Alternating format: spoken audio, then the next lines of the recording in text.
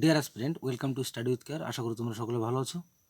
তো আজ আমি আলোচনা করব পিএসসি ফুড এসআই প্র্যাকটিসে 24। তো এর আগে আরও 23টি ভিডিও করা হয়েছে প্র্যাকটিস সম্বন্ধে, তো তোমরা সেগুলি প্লেলিস্টটিকে দেখে নিতে পারো। তাহলে শুরু করছি আজকের গুরুত্বপূর্ণ প্রশ্ন উত্তর। কোশ্চেন অন, পার্ক স্ট্রিটের নতুন নামকরণ হয়েছে যার নামে তিনি কে? এখানে সঠিক উত্তর বেছে নেব Mother Teresa, option B. Question two, silly point কথাটি কোন খেলার সঙ্গে যুক্ত? এখানে সঠিক উত্তর বেছে নেব ক্রিকেট।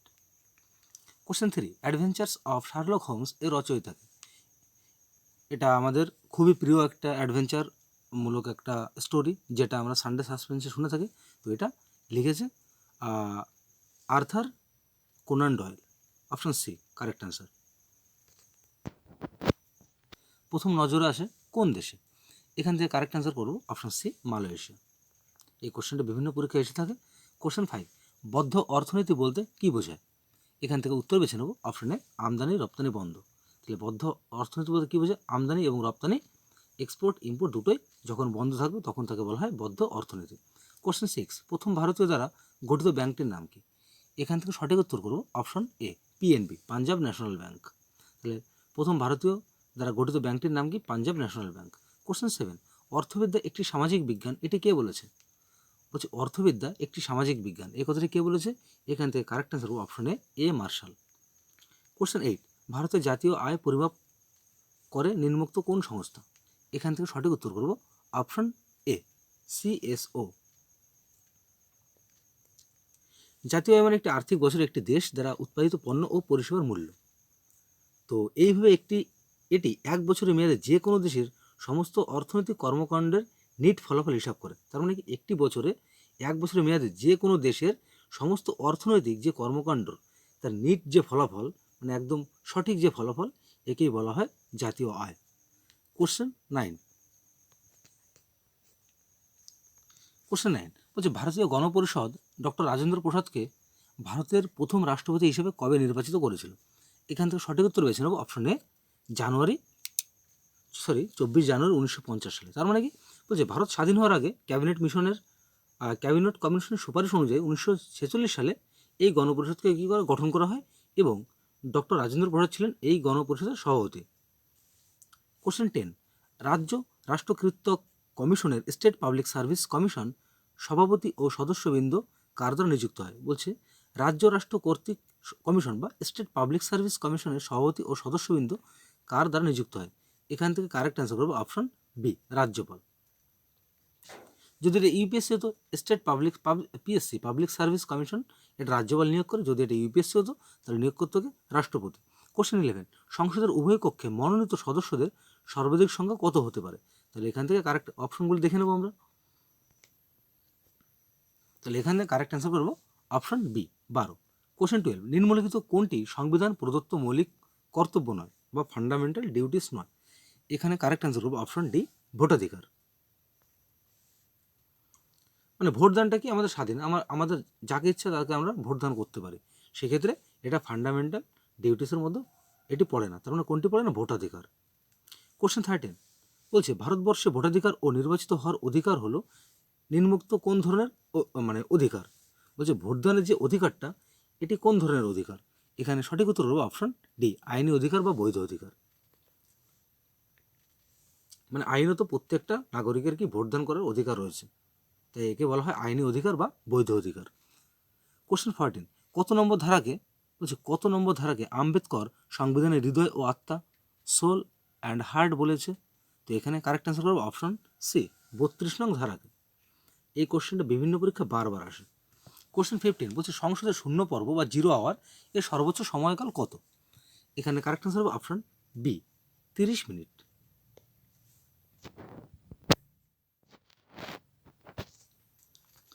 কোশ্চেন 16 একটু আগে পড়ে গেছে লেখা। কোশ্চেন বলছে পূর্বঘাট ও পশ্চিমঘাট পর্বতকে যুক্ত করেছে কোন পর্বত? এখানে কারেক্ট অ্যান্সার হবে অপশন এ নীলগিরি পর্বত। কোশ্চেন 17 বলছে সরিস্কা ন্যাশনাল পার্ক কোন রাজ্যে অবস্থিত? এখানে সঠিক উত্তর হবে অপশন এ রাজস্থান। কোশ্চেন 18 বলছে ভারতের প্রথম জলবিদ্যুৎ কেন্দ্র কোথায় স্থাপিত হয়? তাহলে এখান থেকে সঠিক উত্তর হবে অপশন এ। বলছে অপশন এতে কি আছে? সিদ্রাপং। বলছে 1897 খ্রিস্টে দার্জিলিংয়ের সিদ্রাপং কেন্দ্রে, মানে সিদ্রাপং কোথায় অবস্থিত? দার্জিলিংয়ে। তাহলে প্রশ্ন আসতে পারে ভারতের প্রথম জলবিদ্যুৎ কেন্দ্র কোন জেলায় স্থাপিত হয়? দার্জিলিং জেলায়। দার্জিলিং জেলায় কোথায়? সিদ্রাপং। কোশ্চেন 19, ওএনজিসি কত সালে স্থাপিত হয়? Oil and natural gas corporation. এটা কত সালে স্থাপিত হয়? এটা এখানে সঠিক উত্তর হবে অপশন এ 1956 সালে। কোশ্চেন 20, অষ্টমুদি জলাভূমি কোন রাজ্যে অবস্থিত? এখানে সঠিক উত্তর হবে অপশন এ কেরালা, এবং এটি একটি রামসার সাইট হিসেবে বিবেচিত হয়। অষ্টমুদি এটা কোথায় অবস্থিত? কেরালায় অবস্থিত। কোশ্চেন 21 বলছে পশ্চিমবঙ্গের কোথায় যৌথ অরণ্য সংরক্ষণ করা হয়? এখানে কারেক্ট আনসার হবে অপশন এ আরাবারি। কোশ্চেন 22, শিল্পকেন্দ্রের ধোঁয়া ও ধূলিকণা নিয়ন্ত্রণের জন্য কি ব্যবহার করা হয়? এখানে কারেক্ট আনসার হবে অপশন ডি, বলছে ইলেকট্রোস্ট্যাটিক প্রেসিপিটেটর। শিল্পকেন্দ্রের ধোঁয়া এবং ধূলিকণা নিয়ন্ত্রণের জন্য কী ব্যবহার করা হয়? ইলেকট্রোস্ট্যাটিক্স প্রেসিপিটেটর। কোশ্চেন 23 বলছে যে সমস্ত উদ্ভিদ জলে জন্মায় তাদের কি বলা হয়? এখানে কারেক্ট আনসার হবে অপশন এ হাইড্রোফাইট। কোশ্চেন 24, পূর্ব হিমালয়ের বৃহত্তম হিমবাহের নাম কি? এখান থেকে কারেক্ট আনসার হবে অপশন এ জেমু। সো ফ্রেন্ডস, আগামী কিছুদিনের মধ্যে আমি আমার এই চ্যানেলের মাধ্যমে আমি আলোচনা করব রাজীব আহিরের মডার্ন ইন্ডিয়ান হিস্ট্রি, লক্ষ্মীকান্তের ইন্ডিয়ান পলিটি, মাঝি ধর্ষণের ইন্ডিয়ান জিওগ্রাফি। তো এই প্রত্যেকটা যে বিষয়গুলো বললাম, যেমন এনসাইক্লোপিডিয়া অফ জেনারেল সায়েন্স আরিহান্টের যে বইটা রয়েছে, এবং এমনকি ইংলিশ বেসিক টু অ্যাডভান্স লেভেলের এবং গ্রামার ভোকাবুলারি প্রত্যেকটা জিনিস করানো হবে। তো তোমরা সেগুলি দেখে নিতে পারো, মানে মানে অবশ্যই দেখে নিতে পারো বলতে তোমরা আমার চ্যানেলের পাশে থেকো, অবশ্যই সেই সব ভিডিওগুলো তোমরা দেখতে পাবে, এবং প্রতিটা বিষয় সম্পর্কে চেষ্টা করবো 100% বিষয়গুলো কমপ্লিট করে দেওয়ার। তো যেহেতু সামনে পরীক্ষা রয়েছে, পিএসসির পরীক্ষা, সেক্ষেত্রে এই ডেইলি এই প্র্যাকটিস সেটগুলো দেওয়া হচ্ছে। তবে আগামীতে এই ধরনের ভিডিও আসতে চলেছে, তো তোমরা অবশ্যই চ্যানেলটির পাশে থেকো, সঙ্গে থেকো। তাহলে শুরু করছি পরবর্তী কোশ্চেন। কোশ্চেন 25 বলছে সূত্রপিটক সংকলন করেন, বলছে কে করেন? এখানে কারেক্ট আনসার হবে অপশন এ উপালি। কোশ্চেন 26, বুদ্ধচরিত গ্রন্থ রচয়িতাকে? এখানে কারেক্ট আনসার হবে অপশন বি অশ্ব ঘোষ। কোশ্চেন 27 বলছে ইলতুৎমিশের পর দিল্লির সিংহাসনে কে বসে? এখানে কারেক্ট আনসার হবে অপশন ডি রুকু উদ্দিন ফিরোজ। যেহেতু স্পেলিংটা ভুল আছে, রুকু উদ্দিন ফিরোজ হবে কারেক্ট আনসার। কৃষ্ণদেব রায় কোন বংশের রাজা ছিলেন? এটা কৃষ্ণদেব হবে, এটা বানানটা ভুল হয়েছে। বলছে কৃষ্ণদেব রায় কোন বংশের রাজা ছিলেন? এটা কারেক্ট আনসার হবে অপশন সি তলুপ বংশ। কোশ্চেন 29 বলছে রামানন্দের শিষ্যের মধ্যে সর্বাধিক খ্যাতি অর্জন করেছিলেন নিম্নোক্ত কে? মানে কোন শিষ্য? এখানে সঠিক উত্তর হবে অপশন সি কবির। কোশ্চেন 30, দয়ানন্দ অ্যাংলো বৈদিক কলেজ কবে প্রতিষ্ঠিত হয়? এখান থেকে সঠিক উত্তর হবে অপশন সি 1886 সালে। কোশ্চেন 31, ভিল বিদ্রোহ কোথায় হয়েছিল? এখানে সঠিক উত্তর হবে অপশন ডি খানদেশ।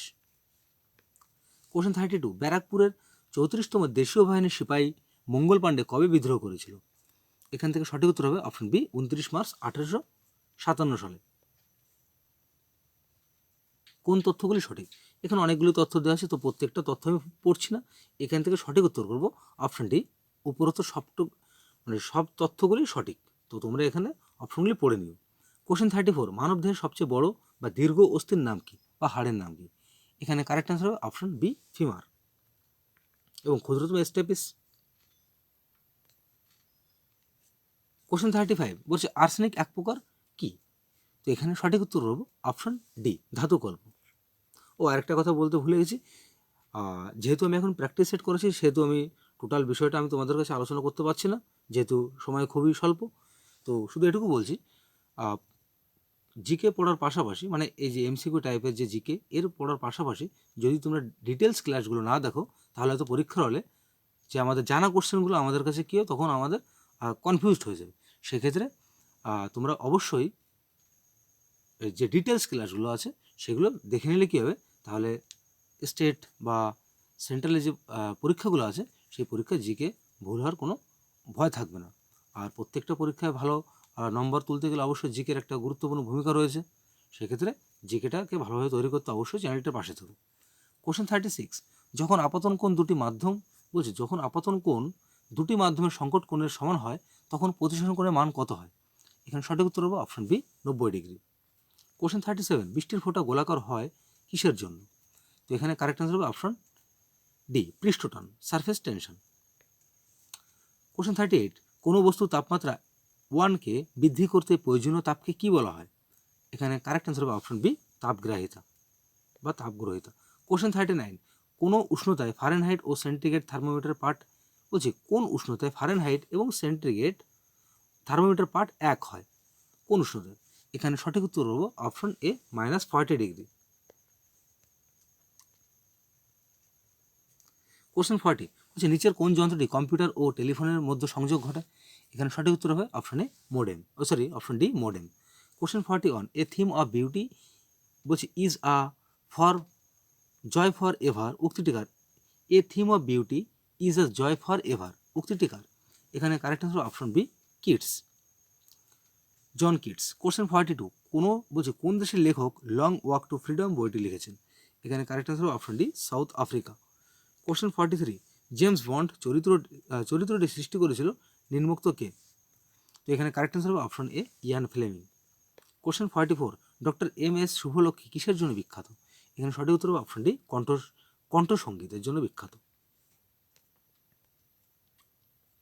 নবাব ও বলা হয়, এর পিতা একজন ক্রিকেট খেলোয়াড়, ইনি কে? বলছি কোন অভিনেতাকে ছোট নবাব বলা হয় এবং তার পিতা একজন ক্রিকেট খেলোয়াড়? তো এখানে অবশ্যই আমরা অ্যান্সার করব সইফ আলী খান। কোশ্চেন 46, বলছে ভাওয়াইয়া লোকগীতি কোন অঞ্চলের? এখানে correct answer option B, Cooch Behar.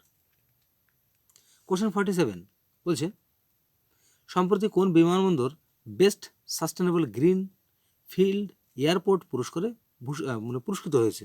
তো এখানে কারেক্ট অ্যান্সার আমরা অপশনগুলো আমরা দেখে নেব। তো এখানে কারেক্ট অ্যান্সার হবে অপশন সি, মনোহর আন্তর্জাতিক বিমানবন্দর। কোশ্চেন 48, সম্প্রতি কোন রাজ্য কেন্দ্রশাসিত অঞ্চল প্রশাসন এশিয়ানা ওয়াটার বোর্ড সেন্সাস 2023 সম্পূর্ণ করেছে? এখানে সঠিক উত্তর হবে অপশন বি, লাদাখ। কোশ্চেন 49, সম্প্রতি প্রয়াত তুলসীদাস বলরাম কোন ক্ষেত্রে অর্জুন পুরস্কার পেয়েছিলেন? এখানে সঠিক উত্তর হবে অপশন এ, ফুটবল। কোশ্চেন 50, সম্প্রতি কে ভারতের ড্রাগস কন্ট্রোলার জেনারেল হিসেবে নিযুক্ত হলেন? এখানে সঠিক উত্তর হবে option C, Rajiv Singh Raghuvanshi. So dear aspirants, শেষ হলো আজকের গুরুত্বপূর্ণ প্র্যাকটিস সেট 24। তো ভিডিওটি ভালো লাগে থাকলে অবশ্যই লাইক কমেন্ট শেয়ার করুন এবং চ্যানেলটিকে সাবস্ক্রাইব করে পাশে থাকা বেল আইকনটিকে অন করতে ভুলো না। তো আগামীকাল দেখা হচ্ছে একটি নতুন প্র্যাকটিস সেটকে সঙ্গে নিয়ে। সকলে ভালো থেকো, সুস্থ থেকো। দেখা হচ্ছে আগামীকাল ঠিক বিকাল 4টের সময়।